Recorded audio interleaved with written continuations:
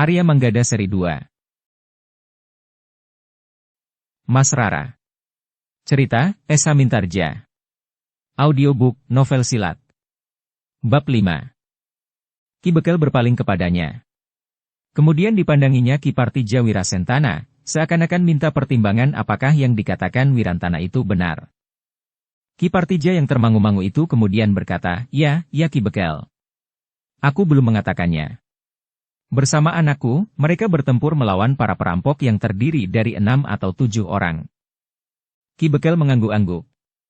Sambil berpaling kepada Manggada dan Laksana, Ki Bekel berkata, mendahului Raden Panji Prangpranata.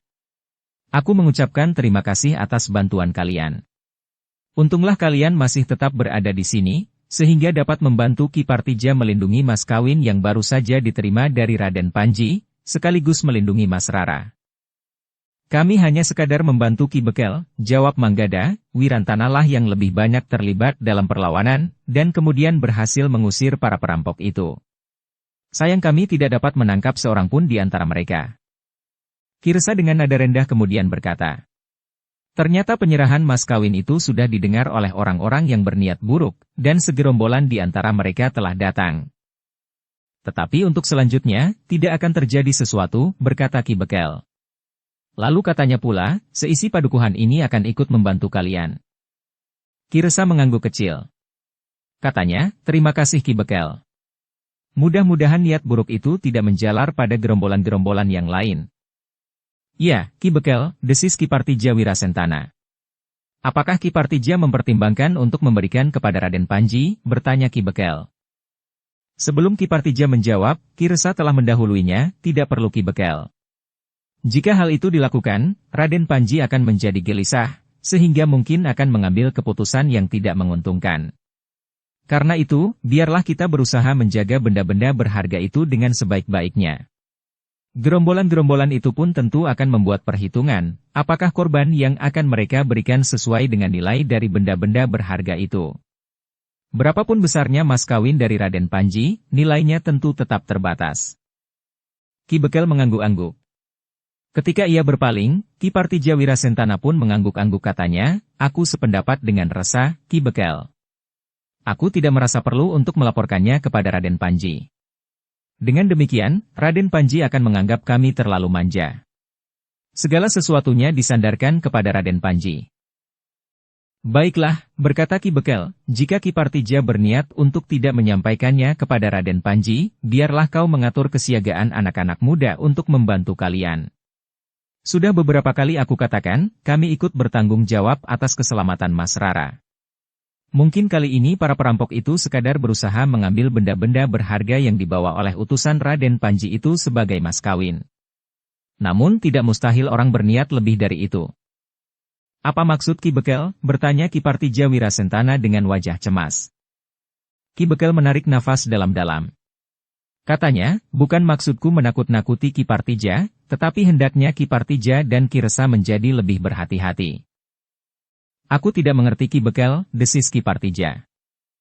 Orang yang berniat jahat itu dapat saja pada kesempatan lain justru mengambil Mas Rara, berkata Ki Bekel. Apakah itu satu tantangan kepada Raden Panji Prangpranata yang mempunyai kekuasaan luas itu, bertanya Ki Partija Wirasentana.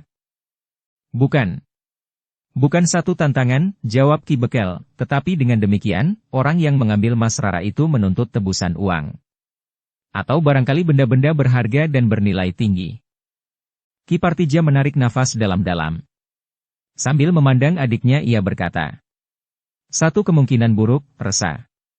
Tetapi kita memang harus berhati-hati. Kemungkinan seperti itu akan dapat terjadi. Resa menarik nafas dalam-dalam. Namun katanya kemudian, tetapi apakah ada orang yang berani menentang atau bahkan dengan cara itu, menantang Raden Panji?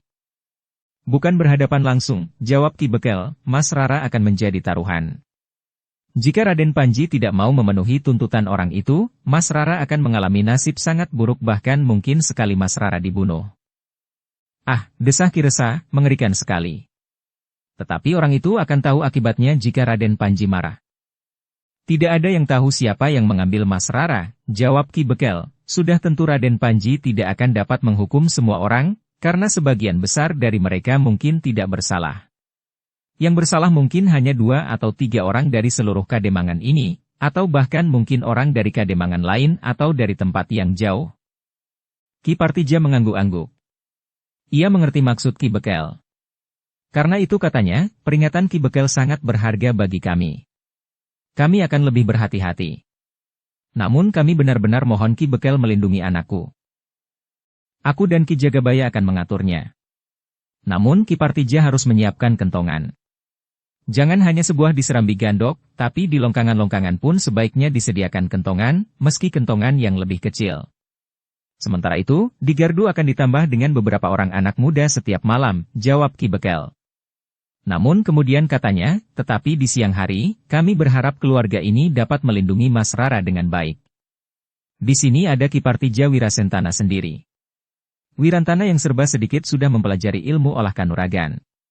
Ki Resa yang sudah sama-sama kita ketahui tingkat kemampuannya dan beberapa orang laki-laki pembantu di rumah Ki Partija juga dapat diikut sertakan dalam kesiagaan itu. Gamel, dan barangkali pembantu-pembantu yang lain, yang sering menjemur padi dan gabah serta memandikan lembu, atau orang-orang lain lagi yang ada di rumah ini. Sementara itu, di siang hari atau di malam hari, jika kami mendengar isyarat suara kentongan, kami akan selalu siap datang membantu. Tetapi kami mohon Mas Rara tidak pergi kemanapun, untuk keperluan apapun. Tidak usah pergi berbelanja ke pasar. Tidak usah ikut mencuci ke sungai bersama gadis-gadis sebayanya. Tidak usah ikut ibunya ke peralatan, meskipun hanya di rumah sebelah-menyebelah. Ki Partija Wirasentana mengangguk-angguk. Dengan nada rendah ia berkata, baik Ki Bekel. Aku akan menjaga Mas Rara sebaik-baiknya. Jika terjadi sesuatu dengan anak itu, akibatnya akan dapat terpercik kepada orang lain. Sudahlah, berkata Ki Bekel, bagaimanapun juga, kau jangan terlalu terbenam dalam kecemasan. Peristiwa malam ini dapat kita jadikan semacam peringatan. Kita masih dapat mengucap syukur bahwa dalam peringatan ini tidak jatuh korban, meskipun Ki Partija tidak dapat mengelakkan diri untuk membunuh. Tetapi yang dilakukan oleh Ki Partija adalah semata-mata membela diri. Ki Partija mengangguk-angguk. Katanya, terima kasih Ki Bekel. Namun bagaimanapun juga kita harus menahan agar Mas Rara tidak keluar dari halaman rumah ini. Demikianlah. Sejenak kemudian, Ki Bekel minta diri. Demikian pula orang-orang lain yang ada di rumah Ki Partija Wirasentana. Seperti yang dikatakan Ki Bekel, tubuh yang terbunuh di dalam bilik Ki Partija telah dibawa ke Banjar. Namun Ki Partija tidak sampai hati membebankan semua penyelenggaranya kepada padukuhan. Karena itu, semua biaya penguburan ditanggung Ki Partija Wirasentana. Sementara itu, di rumah Ki Partija Wirasentana beberapa orang tengah sibuk membenahi rumahnya yang rusak, karena seseorang telah memecahkan dinding, juga isi rumah yang tercerai-berai. Bahkan halaman yang terinjak-injak kaki, selagi beberapa orang bertempur. Namun dalam pada itu, Wirantana telah berbicara sungguh-sungguh dengan Manggada dan Laksana. Ia berbicara tentang kemungkinan sebagaimana dikatakan oleh Ki Bekel. Aku mohon, berkata Wirasentana, kita bersama-sama menjaga Mas Rara. Ia memang adikku, tapi aku yakin bahwa kalian tidak berkeberatan. Bukankah kalian telah menyelamatkannya dari terkaman harimau yang garang itu? Tentu kalian juga tidak akan membiarkannya jatuh ke tangan orang-orang yang hanya akan mengambil keuntungan daripadanya, namun yang akan benar-benar dapat mencelakainya. Bahkan membunuhnya. Jika hal itu terjadi, bencana itu akan berlanjut dengan kemarahan Raden Panji. Ayah dan ibu dapat dituduh menyia-nyiakan anak itu, sementara anak itu jiwanya benar-benar terancam. Kedua anak muda itu saling berpandangan sejenak. Namun kemudian Manggada menjawab, kami sudah berada di rumah ini Wirantana. Bagaimanapun juga kami sudah berjanji untuk tidak melanggar pesan Raden Panji. Kami akan berada di sini sampai saatnya kami ikut dibawa ke rumah Raden Panji bersama Mas Rara, sekitar setengah bulan lagi. Selama ini, tentu saja kami akan ikut bertanggung jawab, apapun yang akan terjadi atas Mas Rara. Terima kasih. Peringatan Ki Bekel nampaknya sangat menggelisahkan ayah dan ibu, berkata Wirantana. Tetapi Ki Partija tidak sendiri, jawab Laksana, Ki Bekel dan seluruh padukuhan ini akan berpihak kepadanya jika terjadi sesuatu. Dalam keadaan yang tiba-tiba, pamanmu dan kau sendiri merupakan perisai yang dapat melindungi adikmu sebaik-baiknya. Wirantana mengangguk-angguk. Katanya, nampaknya kita memang harus berhati-hati. Persoalannya saling berkaitan.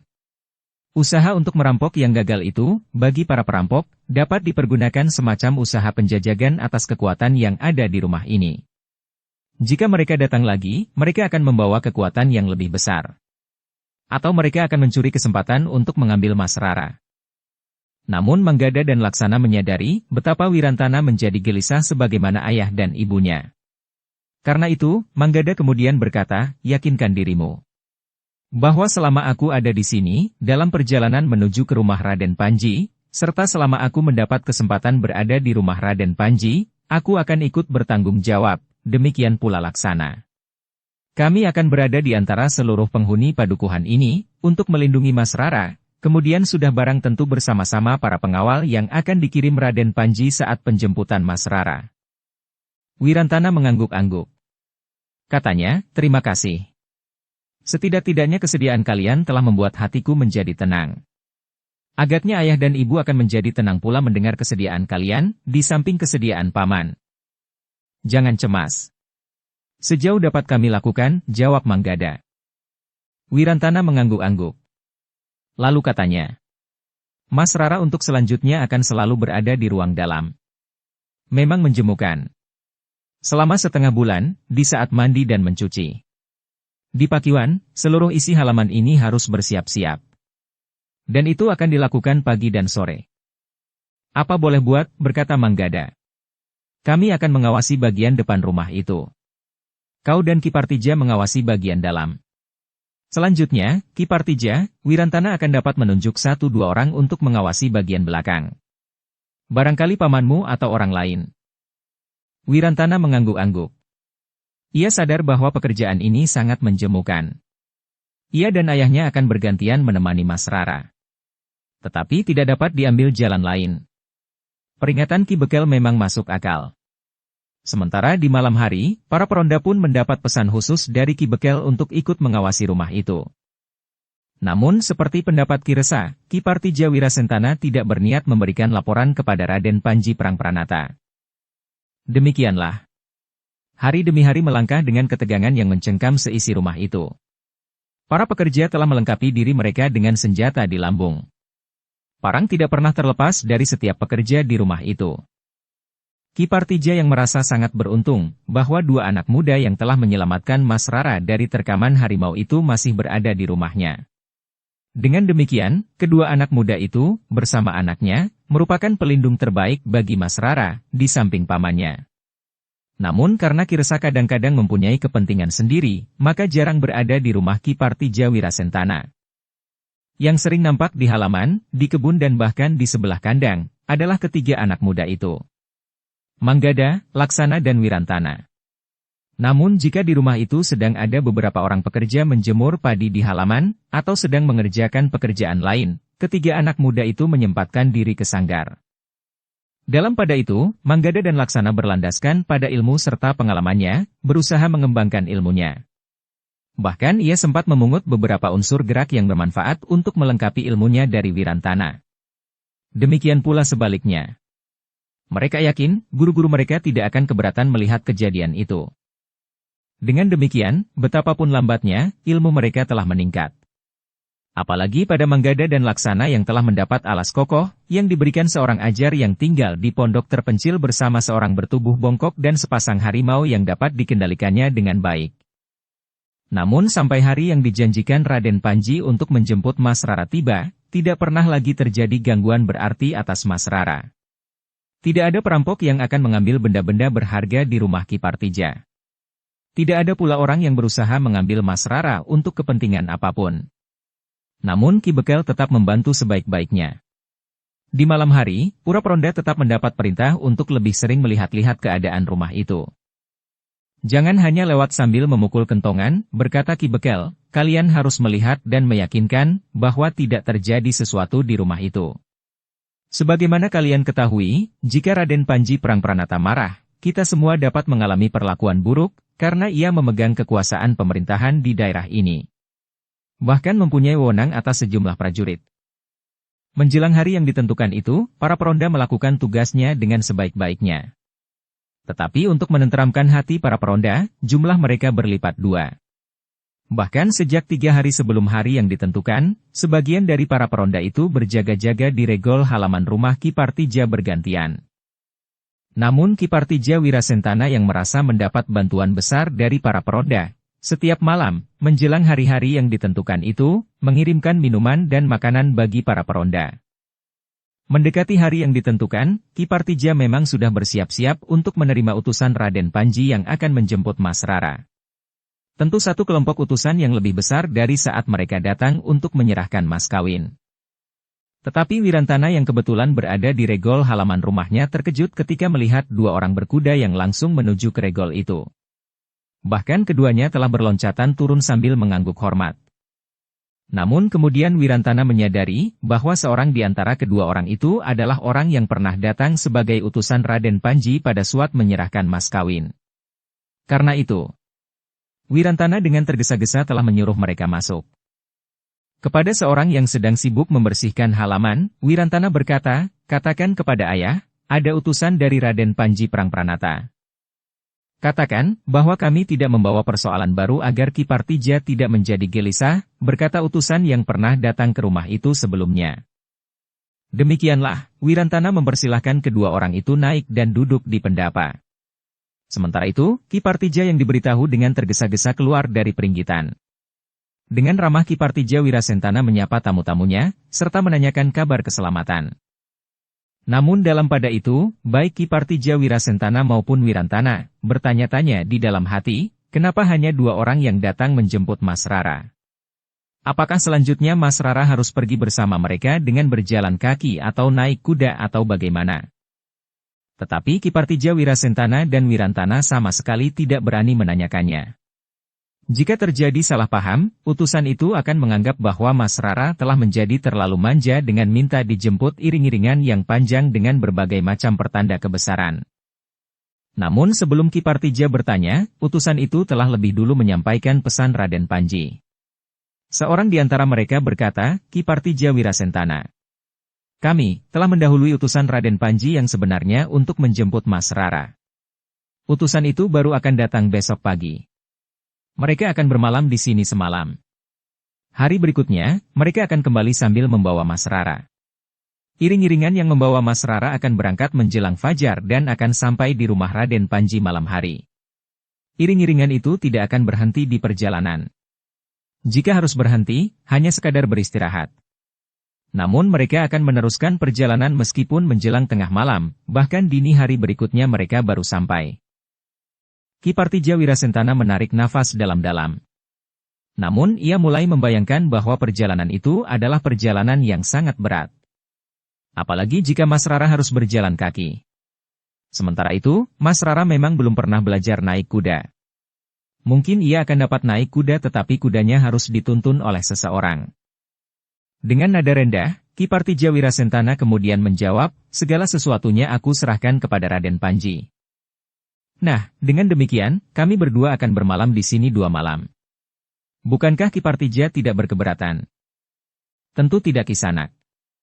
Segala sesuatunya memang sudah dipersiapkan," jawab Ki Partija.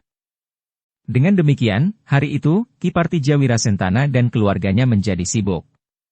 Mereka bukan saja menyiapkan hidangan dan pelayanan terhadap kedua orang tamunya, tetapi juga bersiap-siap untuk menerima tamu lebih banyak lagi di hari berikutnya. Tetapi Ki Partija Wirasentana tidak berani bertanya jumlah tamunya yang bakal datang. Ia hanya menghubungi tetangga terdekat, jika diperlukan, Ki Partija akan meminjam beberapa ruangan bagi tamu-tamunya itu.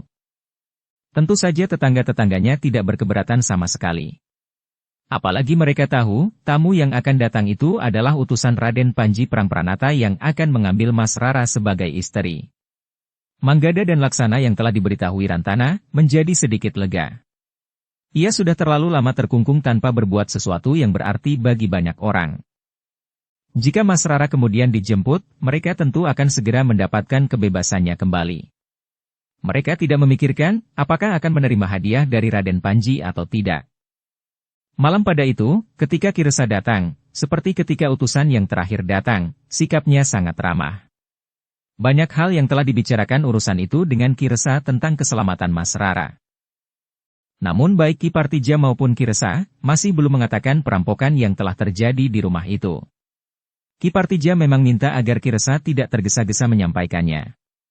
Ki Partija Wirasentana sendirilah yang akan menyampaikannya jika semua utusan Raden Panji telah datang.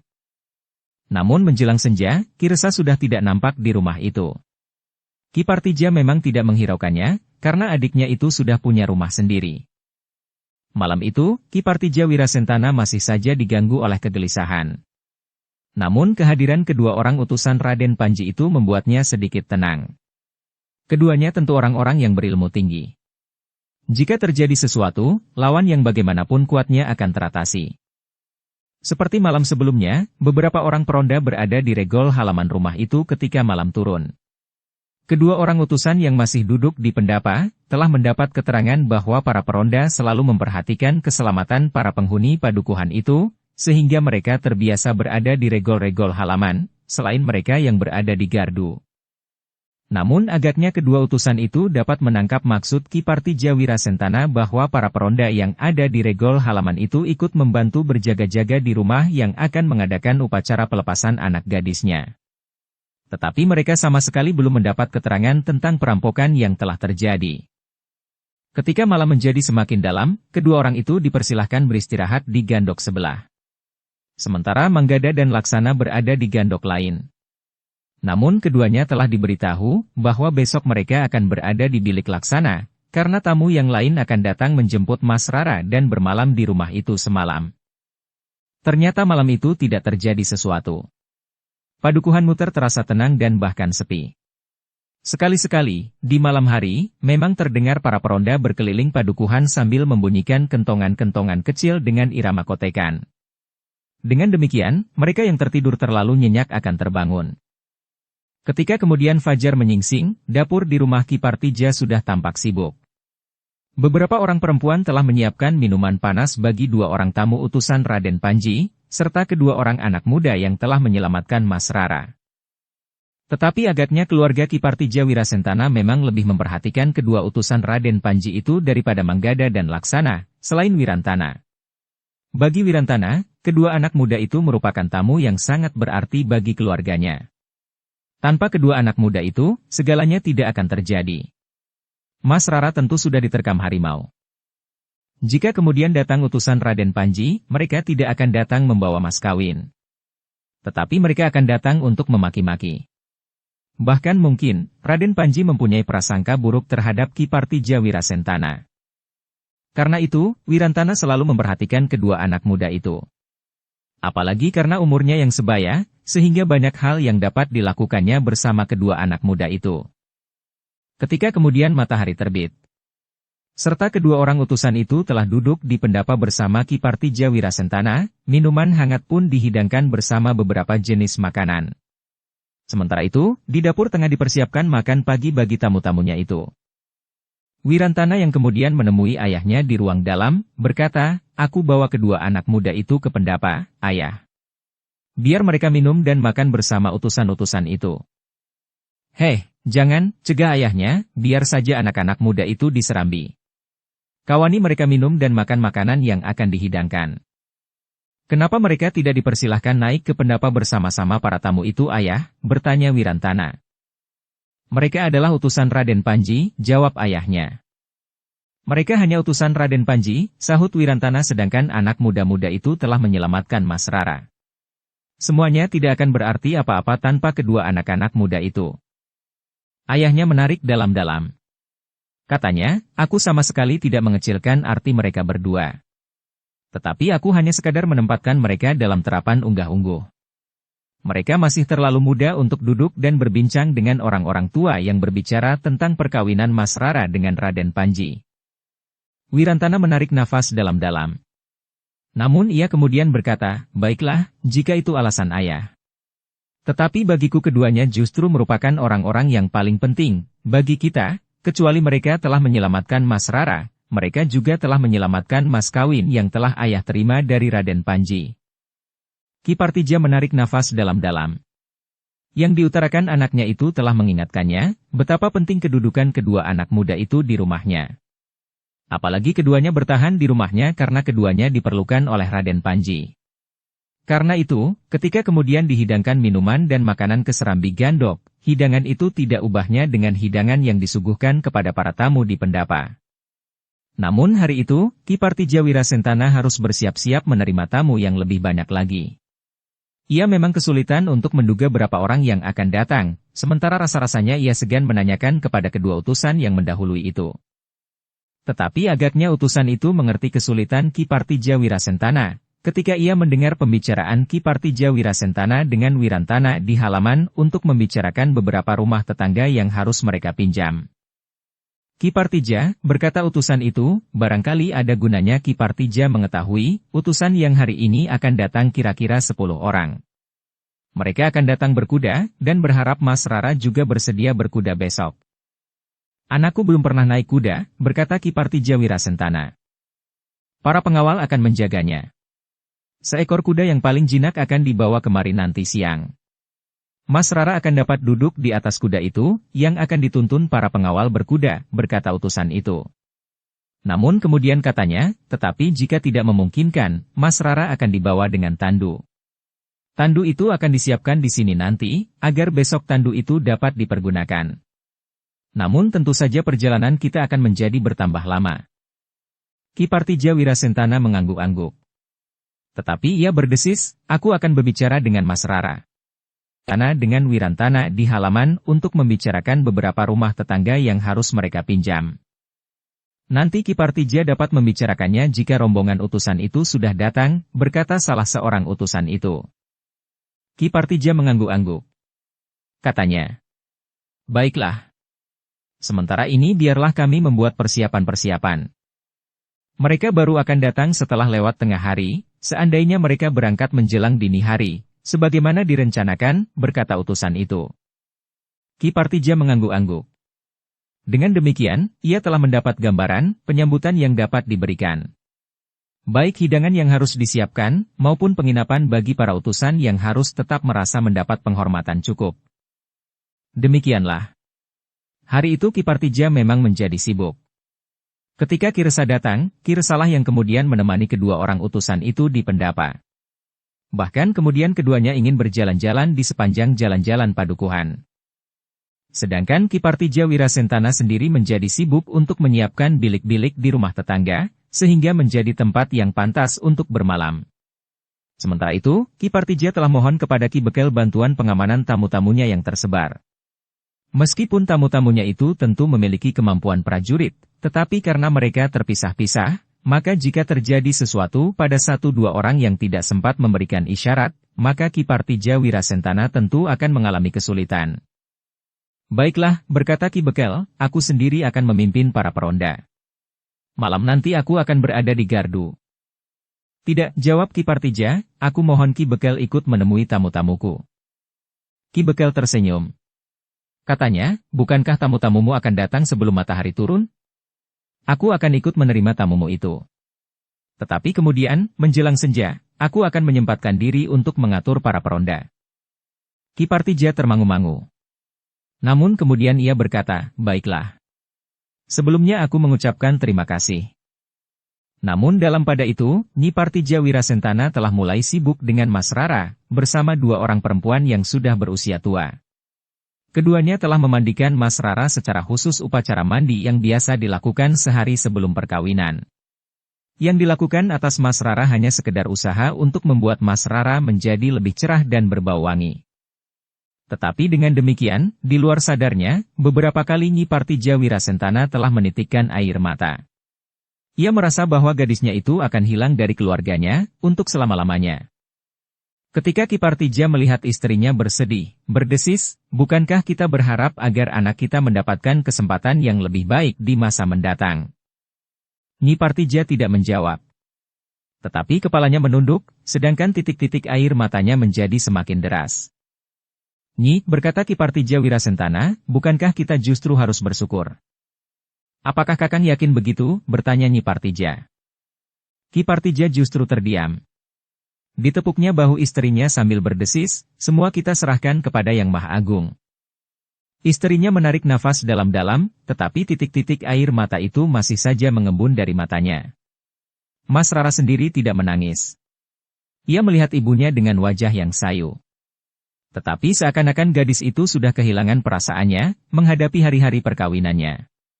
Pandangannya terasa kosong, dan keningnya tidak pernah nampak berkerut lagi. Sementara itu, ketika matahari menjadi semakin tinggi, dan kemudian menggapai puncak langit, sebuah iring-iringan orang berkuda mendekati padukuhan Mutar. Beberapa orang berkuda sambil membawa beberapa ekor kuda tanpa penunggangnya. Kuda yang akan dipergunakan untuk Mas Rara jika gadis itu bersedia. Jika tidak, Mas Rara akan dipersilahkan naik ke atas sebuah tandu yang akan dipersiapkan di padukuhan Mutar. Seorang di antara mereka, berkuda paling depan sambil membawa tombak pendek. Nampaknya ia adalah pemimpin dari iring-iringan yang akan menjemput Mas Rara itu.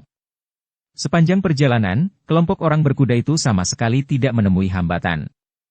Mereka melewati jalan-jalan padukuhan dan bulak-bulak panjang. Kehadiran mereka di sepanjang perjalanan memang menarik perhatian banyak orang. Tetapi tidak seorang pun yang sempat bertanya, karena iring-iringan itu berjalan agak cepat, meski tidak berpacu. Tetapi di luar pengetahuan mereka, yang berada di dalam iring-iringan itu, dua orang tengah mengamati mereka dari kejauhan. Mereka sempat menghitung jumlah orang berkuda itu, sehingga dengan demikian mereka dapat memperkirakan kekuatan dari orang-orang yang akan menjemput Mas Rara itu.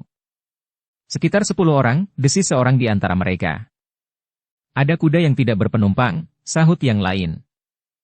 Kita dapat membicarakannya dengan Ki Lurah, berkata orang pertama. Kedua orang itu mengangguk-angguk. Namun seorang di antara mereka bergumam selain mereka, masih ada dua orang anak muda yang harus diperhitungkan. Kedua anak muda yang juga akan dibawa menghadap Raden Panji. Siapa? Bertanya kawannya. Dua anak muda yang telah menolong Mas Rara, ketika gadis itu hampir diterkam harimau, jawab yang lain. Kawannya mengangguk-angguk. Katanya, jadi 12 orang. Kita harus menghitung kedua anak muda itu, karena mereka juga memiliki kemampuan untuk bertempur. Dua orang lagi, jawab yang lain, yang kemarin sudah datang mendahului. Ya. Ki Lurah sudah tahu, gumam kawannya. Ketika iring-iringan itu lewat. Keduanya meninggalkan tempat itu untuk memberikan laporan kepada Ki Lurah. Seorang yang bertubuh tinggi kekar dan berkumis lebat. Seorang pemimpin gerombolan yang disegani. Namun untuk menghadapi setidak-tidaknya 14 orang prajurit, gerombolan itu masih memerlukan bantuan dari gerombolan lain, yang tinggal di tempat yang agak jauh. Tetapi sebelumnya gerombolan itu memang sudah dihubungi. Apabila diperlukan, akan datang penghubung untuk memberitahukannya. Dalam pada itu, beberapa saat kemudian, kelompok utusan Raden Panji telah memasuki pedukuhan Mutar, kemudian menyusuri jalan pedukuhan langsung menuju ke rumah Ki Partija Wirasentana. Pedukuhan Mutar segera menjadi ramai. Orang-orang pedukuhan itu telah keluar dari regol-regol halaman untuk menyaksikan iring-iringan. Mereka tahu bahwa iring-iringan itu datang untuk menjemput Mas Rara. Gadis itu telah membawa keberuntungan bagi orang tuanya, desis perempuan separuh baya. Perempuan lain menjawab, Ki Partija Wirasentana suami istri adalah orang-orang yang selalu berprihatin bagi anak-anaknya. Sekarang ia akan menarik buahnya. Anak gadisnya akan menjadi istri seorang berpangkat tinggi dan punya kekuasaan yang besar. Perempuan separuh baya itu mengangguk-angguk. Katanya, gadisku yang diambil orang pedukuhan sebelah itu ternyata hidupnya tidak lebih baik dari kita semuanya. Sawah suaminya hanya beberapa kotak saja. Sementara masih harus mengurusi mertuanya yang sudah mulai pikun. Perempuan yang lain itu pun menyahut, bukankah itu sudah cukup baik daripada menjadi perawan tua seperti anak Priman itu? Oh, itu salah orang tuanya. Ayah dan ibunya terlalu garang dan pilihannya pun terlampau sulit untuk dapat dipenuhi, sehingga akhirnya, gadis itu malah tidak pernah mendapat jodohnya, sahut perempuan setengah baya itu. Keduanya terdiam. Iring-iringan itu menjadi semakin jauh. Namun terasa keagungan yang akan memancar dari rumah Ki Partija Wirasentana. Kekuatan apa yang mendekatkan Mas Rara pada sebuah iring-iringan pemburu yang ternyata adalah Raden Panji Prangpranata, yang melihatnya dan kemudian tergila-gila kepada gadis itu, desis seorang perempuan lain. Sementara, iring-iringan itu telah mendekati regol halaman rumah Ki Partija yang sudah mengetahui akan kedatangan iring-iringan itu. Karena itu, bersama beberapa orang tua, bahkan Ki Bekel Pedukuhan Mutar, serta dua utusan yang terdahulu, Ki Partija Wirasentana menyambut iring-iringan yang datang itu di regol halaman rumahnya. Sejenak kemudian, maka para tamu itu telah berada di pendapa induk di atas tikar pandan yang putih. Sementara beberapa orang pembantu di rumah Ki Partija telah menerima kuda-kuda para tamu dan menambatkannya di patok-patok yang sudah tersedia. Setelah masing-masing pihak saling menyatakan keselamatan mereka, maka orang tertua dari utusan Raden Panji Prangpranata itu pun telah menyampaikan pesan serta tugas kedatangan mereka ke rumah Ki Partija Wirasentana itu. Memang bukan satu hal yang baru, karena masing-masing pihak telah mengetahui kepentingan kedatangan utusan itu. Ki Bekelah yang mewakili Ki Partija Wirasentana menerima utusan itu dan menerima pesan-pesannya. Kemudian atas nama Ki Partija Wirasentana mengucapkan terima kasih atas perkenan Raden Panji Prangpranata untuk menjemput anak gadisnya. Sementara itu, Ki Resa pun telah berada pula di antara mereka. Dengan sikap yang sangat ramah ia ikut serta memberikan beberapa keterangan tentang Mas Rara dan keadaannya. Ketika pembicaraan mereka sampai pada keberangkatan Mas Rara esok ke rumah Raden Panji, maka pada kesempatan itulah Ki Partija Wirasentana menceritakan bahwa telah terjadi usaha perampokan di rumah itu. Para utusan itu terkejut. Demikian pula utusan yang telah datang sebelumnya. Bahwa dengan serta-merta kedua utusan itu bertanya hampir berbareng, kenapa Ki Partija tidak pernah mengatakannya sebelumnya. Aku memang menunggu sampai semuanya hadir, jawab Ki Partija Wirasentana. Dengan demikian, maka kita akan dapat membicarakannya bersama-sama sehubungan dengan akan keberangkatan Mas Rara esok. Ki Bekel telah memperingatkan kepadaku, bahwa yang dapat terjadi mungkin sekali bukan sekedar perampokan harta benda, tetapi juga usaha untuk menangkap Mas Rara, membawanya dan menjadikannya taruhan untuk mendapat uang tebusan sebanyak-banyaknya. Orang tertua di antara para utusan itu mengangguk-angguk. Namun dengan menyesal orang itu berkata, kenapa Ki Partija tidak memberitahukan hal itu kepada Raden Panji? Sebelum Ki Partija menjawab, Ki Resalah yang telah menjawab lebih dulu, kami tidak ingin terlalu menggantungkan diri kepada Raden Panji. Bukan karena kami tidak yakin bahwa Raden Panji tentu akan menolong. Tetapi kami tidak ingin memberikan kesan, bahwa kami menjadi terlalu manja. Segala sesuatunya kami bebankan kepada Raden Panji. Karena itu, hal-hal yang dapat kami selesaikan, telah kami selesaikan sendiri. Utusan Raden Panji itu mengangguk-angguk. Sementara Ki Resa berkata selanjutnya, jika para utusan Raden Panji tidak berkeberatan, biarlah besok aku ikut mengantarkan Mas Rara sampai ke rumah Raden Panji.